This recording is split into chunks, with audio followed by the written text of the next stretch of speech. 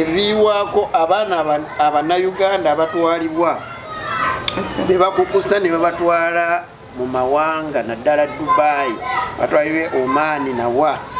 nga babatutte mu kwetunda mu butamanya ne mu kubanga bamanyi njaga tutandikirawo asa kiri kikina batu mweriri okay awe nyini mukulu Shafike nti ensonga evirwa kwa kati discussinga konti Uganda mbili abiri mukage nabesobola okufuna visa eza visit visa ne working visa e Dubai mu United Arab Emirates ensonga eyo yaviridde ddala ku documentary eyakoleddwa omukutu ogwa BBC Africa News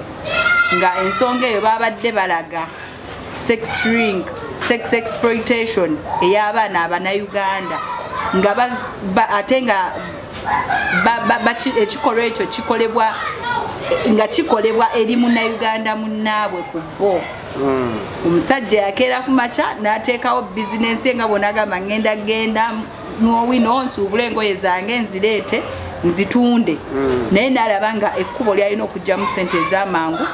kufuna netiwaaka bamusoosingira abaana abawala e Uganda with this guys nti bagenda bafunira emirimu mu UAE ne babatwala mu bwamalaaya ensonga zino tezatandise lunaku olwo documentary eno lwe yafulumye ng'omuntu abadde at the center of this issue kuba okuviira ddala 2018 nga nkomyewo wano e Uganda bwe nasurvivinga nagamba bwe nzirayo e Uganda I'm a victim of human trafficking. Mu 2016 nakukusibwa n'entwalibwa mu Oman. Era nga nakwata bwakyalumu nange ne ngenda mu companies zino ezimeruka ng'obutiko ne ngenda nga mmanyi mpise mu mateeka amatuufu ngenda Dubai kukola mu supermarket nga supermarket attendant. On my departure nempeerebwa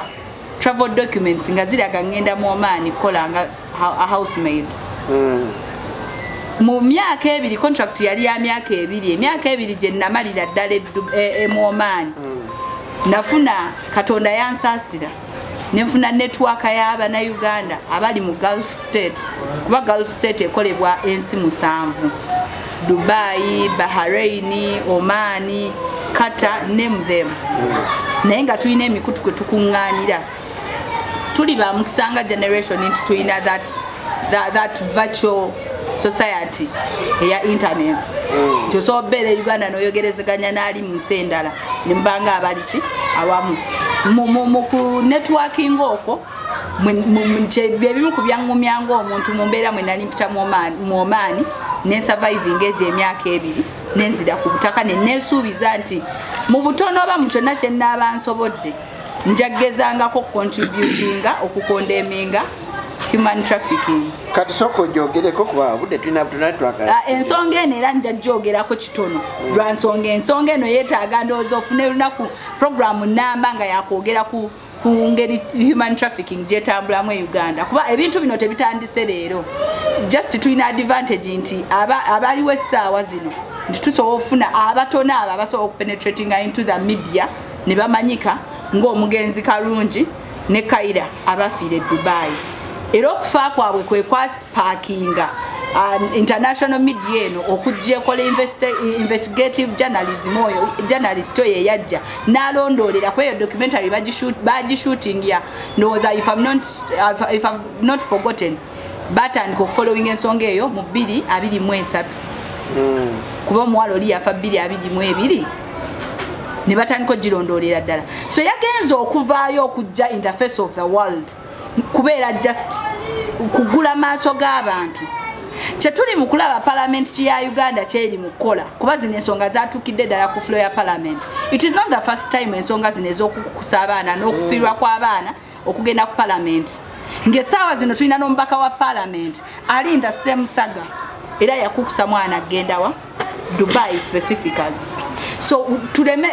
chetulaba parliament cheni mukola egezaako kwagala kutaasa image ya Uganda ku international scene. Nenge ebintu bino bibadde bihappeninga mu maaso gaabwe nga babiraba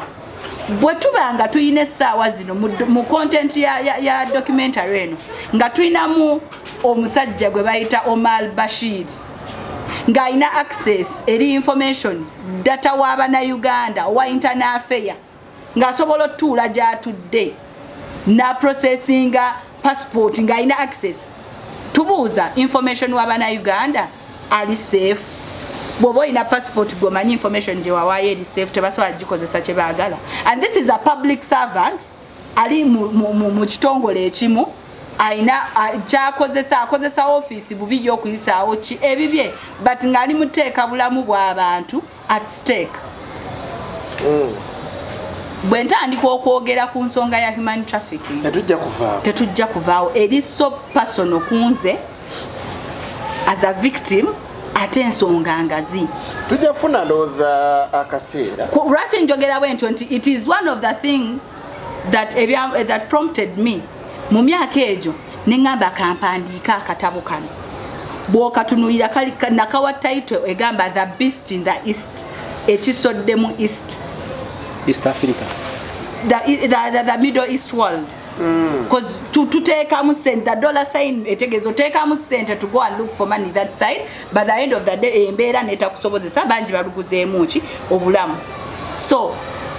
bwombuuza okwogera ku documentary eno nze nagiraba ekiro kyonna ne seebaka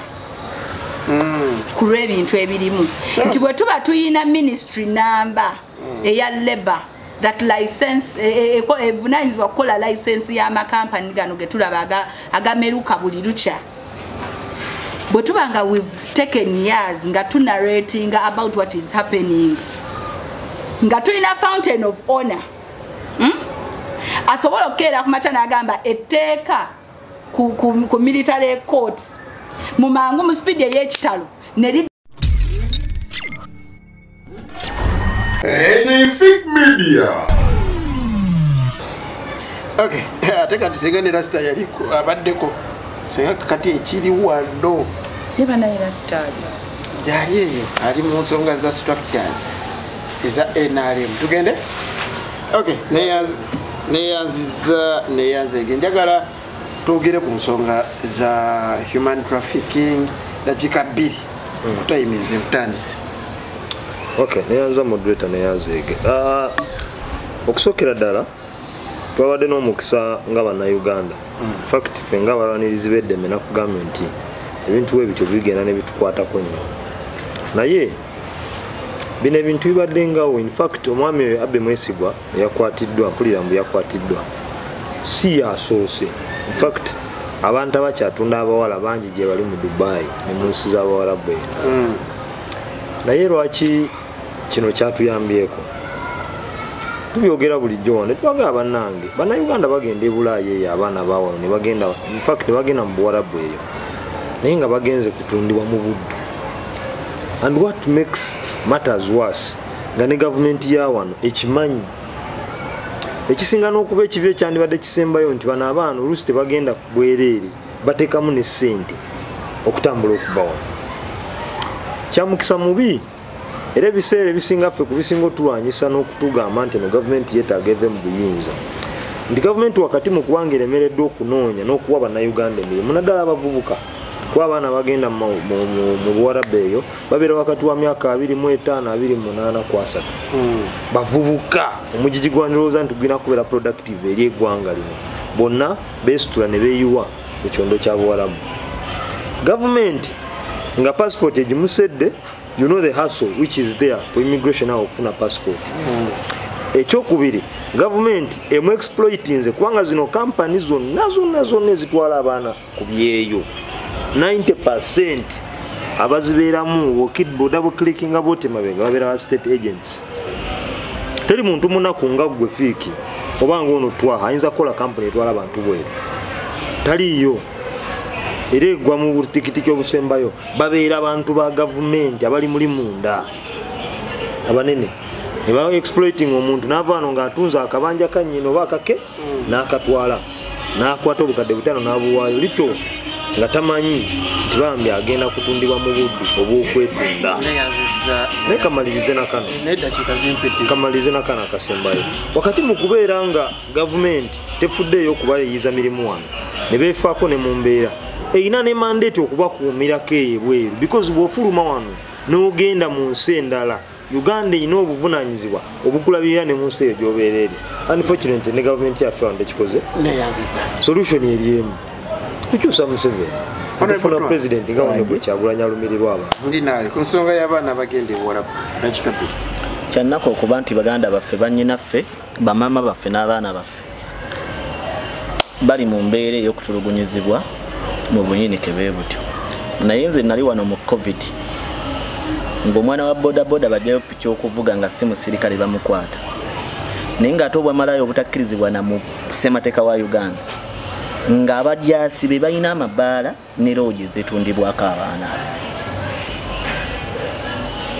Emabegako awo nakola okunoonyereza nga kampuni ekyasinze otwala abantu ebweru ya mukoddomi wa General Museveni ne besimwogera linnya n'ebigambo bino byogera bibyo nga ggwe genda mu maaso gube bade ntandika nsoose ne nkugaa nti bibyo. Emabegako be twali twogera kubba ebyobugagga by'obuntu omuli omutima n'ebiwoowolo n'ebirala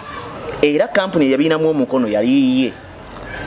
So kati ekiwamba abantu ekikolebwa nze kiyisi kiwamba abantu ne babatwala ne babatunda ng'abadde oba mu buddu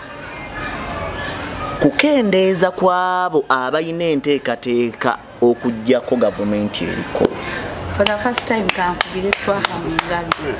babakendeeze nga tebabatugidde wano bagende bafiire eyo kubanga chansi ziri 9 ku buli 100 omwana batafa ng'abuuse waggulu kalina n'agwa wansi olw'okwenyiwa ebimukolebwa ajja kufa nga bo bennyini abawalabu bamusse oba ajja kufa ng'akomyewo wano olw'okutunugunyizibwa olw'emirimu gy'akola n'ebimutuukiddeko mu kiyumba eyo nga banadda wano ajja kuwangalawo ekinene nnyo omwaka gutya. Naye gwe weebuuza abaana abafulumizibwa okugenda ebweru bali myaka emeka? Olwaliro buli muntu ali wansi w'emyaka 4 okukka wansi nkakasa kyenda ku buli 10 tebaagala gavumenti eriko. Kati abaana abagenda ebweru bali myaka 18 ku 35. Era nkubiriza abazadde abazaala abaana okutunda puloti omwana omusindika e Bulaaya oba omutaddeko stamp tegenda ofe oluvannyuma lw'okugula ku internal affair olupapula oba akatabo akakukkiriza fuluma eggwanga. Juma jakunzikana neyanza fiki okusookera ddala nze nge yasomako ku international relations and diplomatic studies. Ebiseera ebisinga tulina obuzibu mu ggwanga lino nti abamu ku ambassadors abakiikirira Uganda mu nsi naddala ezensi z'abawarabu tebamanyi buvunaanyizibwa bwabwe. Ambassador nga bakusindisa ogenda mu nsi eri obuvunaanyizibwa bw'olina okusookera ddala okuba nabwo olina okukiikirira ensi yaffe mu nsi eyo gye baba bakoze eki gye bakusindise. Bambassadors baffe abasinga bagenda mu deals. Waliwo incidents ya kasino. Kakati mu kifaananyi ekyo bw'otunira bambassadors obuvunaanyizibwa bwabwe tebabutuukiriza naye nga obuzibu buva wano ku ggwanga eryaffe nti obukulembeze bwe tuyina tebukyalumirwa munnayuganda bwekuumira mu buyinza. Kati gwe munnayuganda oba oliyo ng'okabira Dubai oba uwa bo they don't care as long as bakumidde mu buyinza. So njagala okulaga fiiki nti tuyina issue wano mu ggwanga lyaffe. Eno ggwanga njala twawule fiiki tuyina kye tuyita national interest ne personal interest ne foreign policy. Kati okastoyiga okwawula wakati wa foreign policy ne national interest oboso okutegera kigenda maaso mu ggwanga lineno nti national interest y'abasajja bano bo nga baba bali mu ggwanga batwala mu bukulembeze bwabwe bo kasita beekumira mu buyinza. Kati munnansi twahanga bwayogedde nti bwatuuka eri oba ofudde oba obadde ki wano baba relivinga pressure babeekendezako pressure y'abaana abavubuka abali mu ggwanga lino. So nze njagala kumaliza ebigambo byange fiiki beddakika tulina ntono solution eri awantu awa. Abantu abamu bagenda kutegeera nga Museveni agenze twabaddewo gavumenti ng'obuvunaanyizibwa obuteekeddwa gavumenti egenda okuddayo yakyagulanyi sentamu ng'abantu balaba nti abantu bafiibwako. Fiki abazadde batunda ebyabwe. Nze nkuwa ekyokulabirako mbadde nzija wano ngenze mu restaurant okulya emmere nsanze omwana alina degree mu hotel management nemubuuza okolera wano nangamba ye nemubuuza wasomera nanga nasomera Makerere University nemubuuza okusasula sente mbeke emitwalo aga nenga ali mu hotel management ali mu restaurant akolera nani ina degree nkulaga fiki chenjagala okulaga I want you to value kyageza ko kulaga nti omusala ogumusasula sigwe gumu tegwino kola ki kati mu kifaananyi ekyo abaganda baffe bannyinaffe bangi abali ebweru abaana abandi badde bagase eggwanga lyabwe okuligasa eggwanga lyabwe nga bali bweru bali mu biyumba nze natunulira Kaija Doreen Kaija omukulembeze eyandibadde agase eggwanga lye mu leadership y'eggwanga ng'ekyamaze bamutwala eruzira mu bintu ebijingirire oyo muzi wa misango oba kitegeera gwe oyinza okitegeera because amanyi g'obutamanya gasinga amanyi ga sitaani ye wali mu badde mukwata anti kati maliriza ono abadde alya mulumbe nze kiriza njogere lwaki bendowooza njagala wuunze kakuwa buli bw'obanga osomesa mu ssomero eritalina layisinsi badde saagala ekugendayo wuunzika nze mpunzika ebigambo byange bannayuganda option tuyinemu tugenda mu kalulu ka 2024 neyanze gyewana munzikirize wano wennyini wembamba siibulira olunaku lw'enkya inshallah lw'omukaaga tugenda kuba ne live yaffe naye omulamwa tugenda nnyo okuteeka ku nsonga eno kuba era abasinga obeerako langa bava bweru bw'eggwanga lwakuba tutandika omulamu gino langa abaliko ne twaba bakukyusiza naye simanyi ng'egye tunakutaasaamu omukaba akukumi mbeera bulungi live eneba ku ki